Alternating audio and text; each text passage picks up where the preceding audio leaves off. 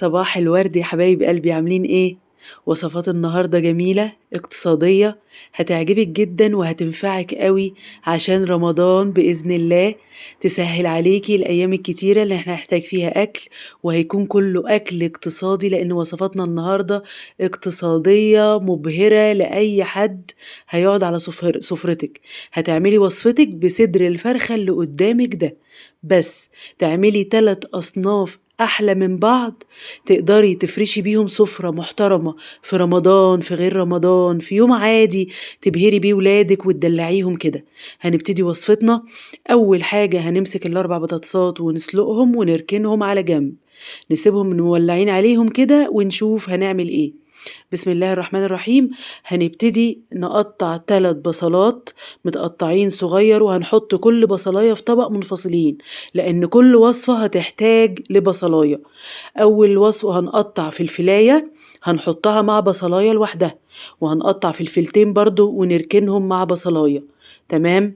يبقى احنا كل اللي احنا بنظبطه بنظبطه، بنستعد كده لوصفاتنا عشان تسهل علينا، لان انت هتشتغلي على البوتاجاز هتعملي 3 وصفات في نفس الوقت. فالافضل دايما انك تبقي مجهزه حاجتك، خضارك مقطعاه مظبطاه، اللي عايز يتبشر اللي عايز يتقطع، فهو ده اللي انا بعمله دايما. هنقطع هنا 4 طماطمات كويس، 4 وعلى 4 كده، ونحطهم في الخلاط بتاعنا. نضربهم كويس ونصفيهم دايما من القشر، لان يا جماعة الحركة دي بتظبط صلصتك وتخليها ناعمة وتخلي شكل وصفتك كويس. دلوقتي بقى هنستعد لشغلنا الأساسي ووجبتنا الأساسية اللي هي الطبق الرئيسي. هنا برضو قبل ما نبدأ في وصفتنا الأساسية، هنبشر الجزراية دي بالمبشرة، براحتك تبشريها بأي طريقة وتركنيها على جنب، وتجيبي 4 فصوص توم برضو تهرسيهم في اللهون أو في كبتك أو على إيدك زي ما أنا عملت كده، وتركنيهم برضو كده. احنا بنجهز كل حاجة. معانا الصدرين اللي قدامكم دول، هنمسك صدر واحد منهم هنقطعه مكعبات على حسب عدد أفراد أسرتك، مكعبات صغيرة، مكعبات مليانة لو عدد أسرتك صغير، يعني عددكم قليل، براحتك على حسب عدد الأفراد. ولقمة هنية بتكفي 100، كله بيعدي وكله بيبقى جميل وزي الفل. هنا هنبدأ نقطع قدامكم، ومن الصدر التاني هناخد بس الموزة بس بتاعت الصدر التاني. يبقى احنا على فكرة الصدر ده وزنه بالظبط نص كيلو و70 جرام، يعني صدر فرخة صغيرة، وهيعمل سفرتك كلها وهتشوفي دلوقتي. هنبدأ نقطعه، أنا بقطعه قدامك، هتقطعيه مكعبات بالشكل اللي يمشي معاكي ويلائم ظروفك.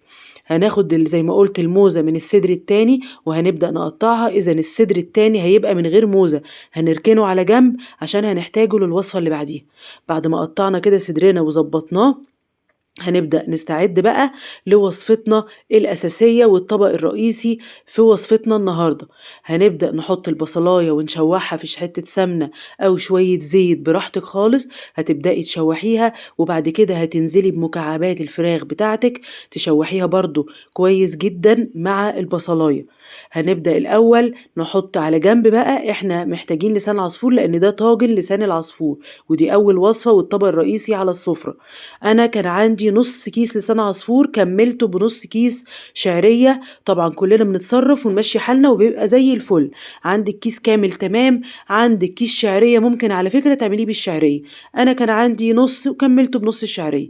كله بيمشي يا جماعة وكلنا شاطرين وهتبقى الدنيا زي الفل. دلوقتي بنشوح البصلاية. طب معلش هنرجع تاني، احنا برضو قلنا ان احنا عندنا كذا وصفة، فلازم تبقي شغالة على البوتاجاز في كل حاجة عشان تخلصي شغلك على طول. نكون مولعين على المية، حاطين عليها شوية الملح، هننزل بكيسين المكرونة وهنسلقها سلق كامل، مش هنسيب فيها قطمة لاننا مش هنشمعها على النار، احنا هنحط عليها الصوص على طول. بعد ما نشوح البصلاية قلنا هننزل عليها بقطع الفراخ ونبدأ نشوحها لغاية ما تاخد اللون الجميل. الوصفة اللي إحنا بنعملها دي يا جماعة متاح لِك إنِّك تضيفي فيها كل التوابل اللي بتحبيها، كلنا عندنا دايمًا في أكلاتنا توابل مفضلة، لكن في أكلات معيّنة و توابلها محددة ومعروفة، يعني ما ينفعش أحط على المحشي مثلًا كاري، ما ينفعش أحط على المحشي مثلًا زعتر، في أكلات معيّنة ما ينفعلهاش توابل كده يعني توابل محددة معروفة ليها.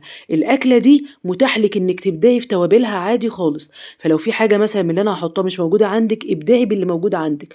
أنا هنا شوّحت لمّا الفرخة خدت اللون الجميل ونزلت بالفلفلاية، لأ إحنا هنا كنا عاملين فلفلتين، إذًا بصلاية وفلفلتين على قطع الفراخ اللي إحنا قطّعناها، وهننزل بتوابلنا ملح وفلفل وكزبرة ناشفة وبابريكا وشوية توابل ال اللحمة اللي أنا دايمًا باستخدمها، ولو أعرف أقول لكم عليها يعني يا ريت أقول لكم لإن هي عاجباني جدًا، هي توابل مميزة، أنا باجيبها من راجل كده بس هي توابل فعلًا مميزة، مش زي التوابل العادية، مش زي ال7 البهارات العادية يعني، بتضبّط الأكل أوي. هي لونها غامق كده شوية عشان لو حد يعني بيجيبها ما أعرفش.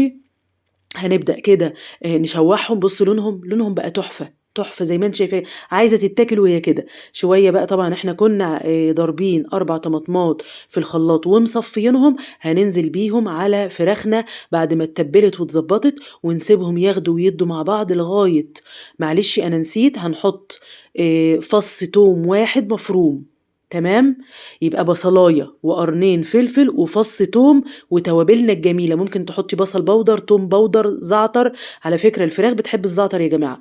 هنا هننزل بال4 طماطمات اللي إحنا ضربناهم وصفيناهم وهنسيبهم ياخدوا ويدّوا كده مع بعض لغاية ما يتضبطوا، والطماطم دي عايزاها تتسبك كويس جدًا، تمام يا جماعة؟ عشان هاقول لكم بعد ما تتسبك هنعمل فيها إيه، هنسيبهم يعيشوا مع نفسهم. هنا كانت مكرونتنا استوت هنصفيها ونغسلها كويس بالمَيّة الباردة ونركنها على جنب لغاية ما ييجي دورها. هنا لسان عصفور برضه إحنا بنضبّطه ونحمّره وصل للون الجميل ده، إحنا عايزينه باللون ده يا جماعة عشان ما يختمش ويبقى طري في الأكلة، اللون ده أحسن لون للسان العصفور عشان ما يطراش معاكِ وأنتِ بتاكليه. خلاص حطينا لسان العصفور في الطاجن، هننزل بوصفتنا اللي بعديها ببصلاية نحطها برضه في شوية السمنة أو شوية الزيت براحتك، ونبدأ نشوّح كده في البصلاية، تمام، الوصفة دي يا جماعة فطاير ما لهاش حل. فطاير فعلًا صدقيني تحفة، تحفة، تحفة، هتعجبِك جدًا وهتبقى مُقبّلات تقدري تعمليها في أي عزومة، تقدري تعمليها في رمضان، دايمًا إحنا في رمضان نحب نعمل مثلًا سمبوسة، نحب نعمل مثلًا مخبوزات محشية جبنة، دي من ضمن المُقبّلات اللي عايزاكِ تحطيها في القايمة بتاعتِك، مُقبّلات رمضان وجميلة وموفّرة.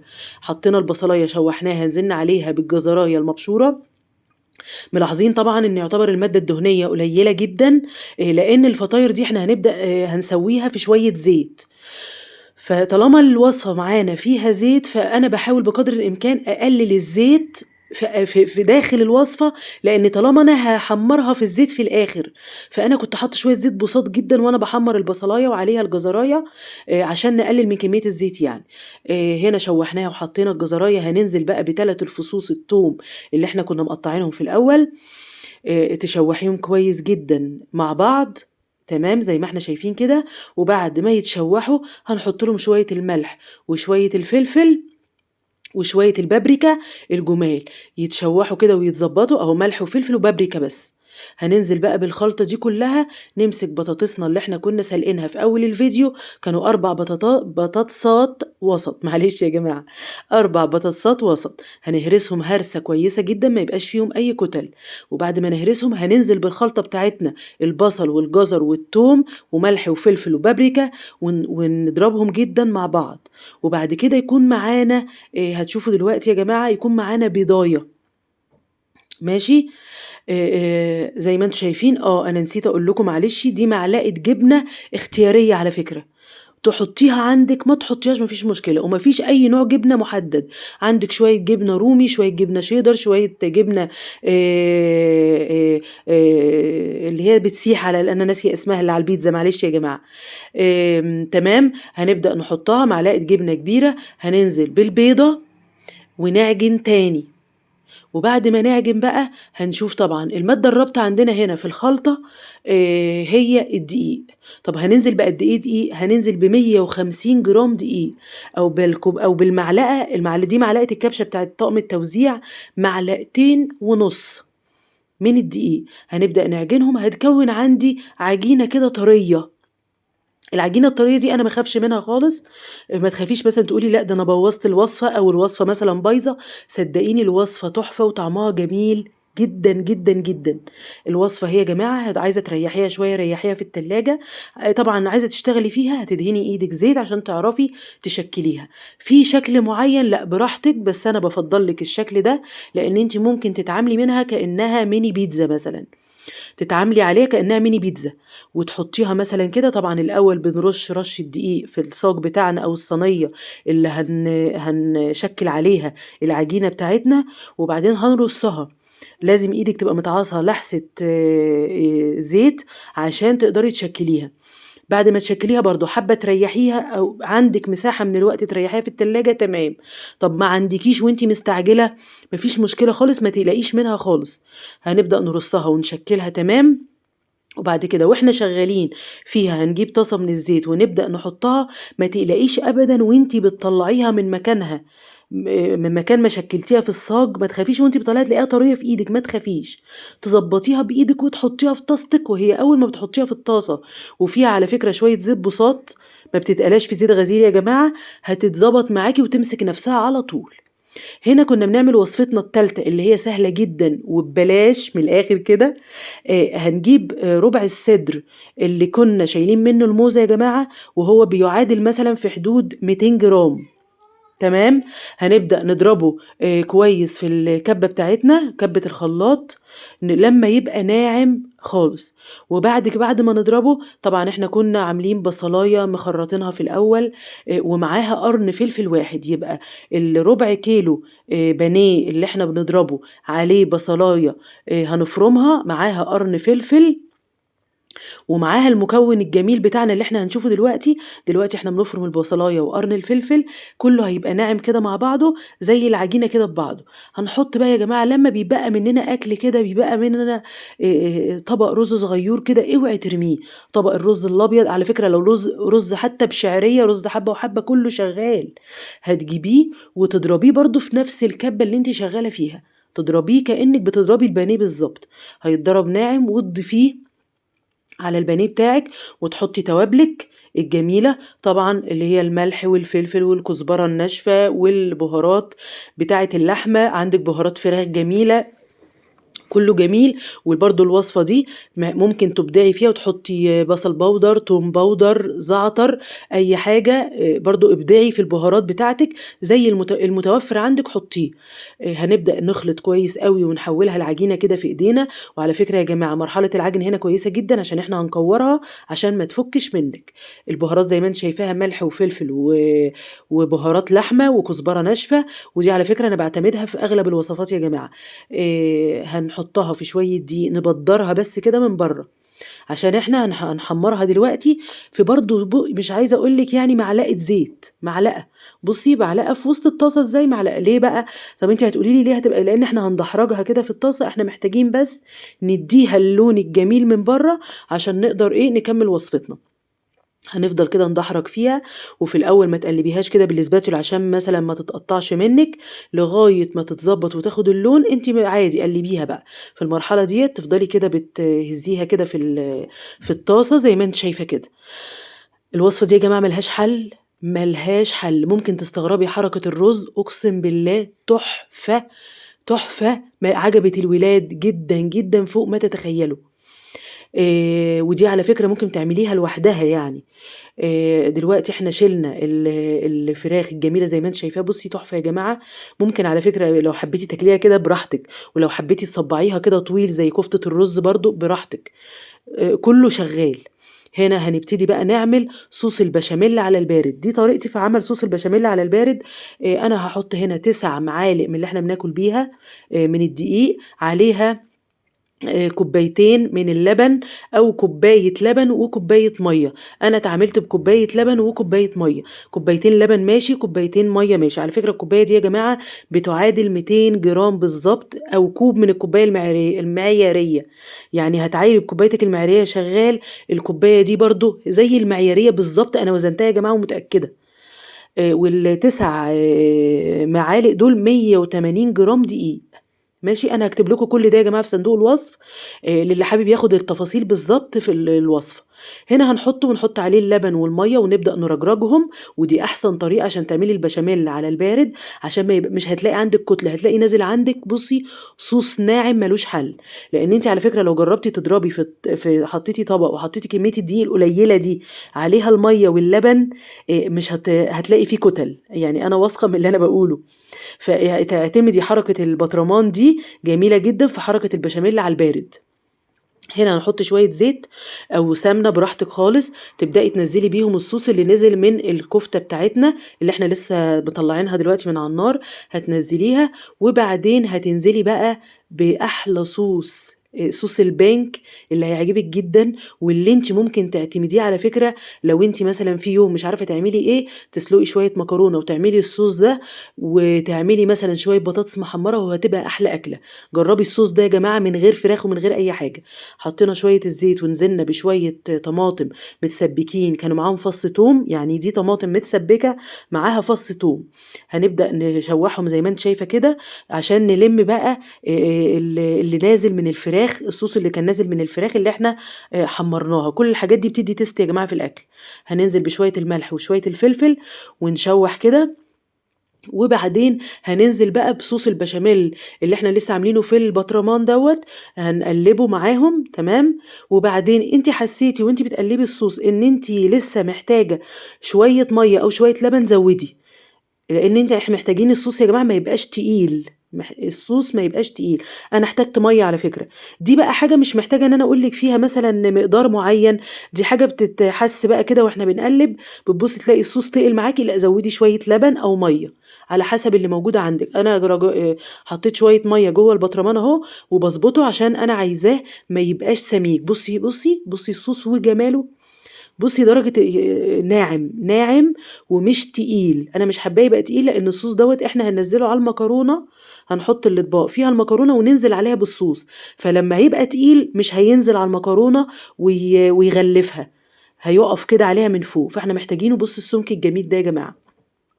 ما تنسوش تحطّوا شوية بهارات فراخ أو بهارات لحمة، لإن أنا حسّيت إن هو كان محتاج شوية بهارات لحمة أو بهارات فراخ، هيضبط الطعم أنا حطّيت ملح وفلفل بس، دي كانت غلطة منّي يعني.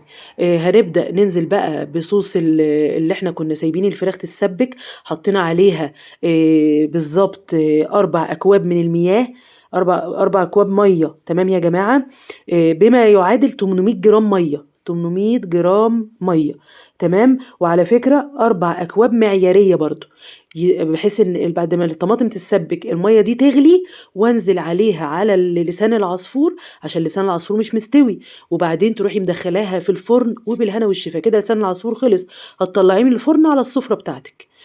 هنا هنبتدي ننزل بالفطاير بتاعتنا التحفة الجميلة اللي قُلنا ممكن نتعامل معاها على إنها بيتزا، هتاخديها كده من مكانها كنتِ طالعاها من التلاجة هتلاقيها متماسكة، لو اتعاملتِ معاها على طول هتلاقيها طرية، اضبطيها بُصّي هتلاقيها على طول مسكت نفسها أول ما خدت الشُك بتاع الزيت، تمام، ممكن تتعاملي معاها على إنها بيتزا تحطّي عليها مثلًا من فوق شوية صلصة من البطرمان كده مثلًا تدوبيهم مع شوية زيت كده وتحطّي عليهم شوية توابل فراخ وتدهنيها تحطّي عليها طماطماية، قرن فلفل أخضر، زيتونية هتبقى تحفة، عندِك شوية جبنة زي ما كانوا عندي كده شوية جبنة حطيتها على الوش بعد ما استوت، بس المهم تكوني قلّبتيها على الوش ده والوش ده، وبعد كده حطّي الtopping بتاعِك براحتك خالص، أو الحشوة بتاعتِك يعني على الوش، أنا كده قلّبتها كده أنا هاقدر أحط الحشوة بتاعتي، أنا كان عندي شوية جبنة متبقيين، هاحط على كل واحدة قطعة جبنة كده، وبعدين أغطّي عشان الجبنة تسيح على وشها، أنا غطّيت في اللحظة دي الجبنة ساحت، هابدأ أرص السرفيس بتاعي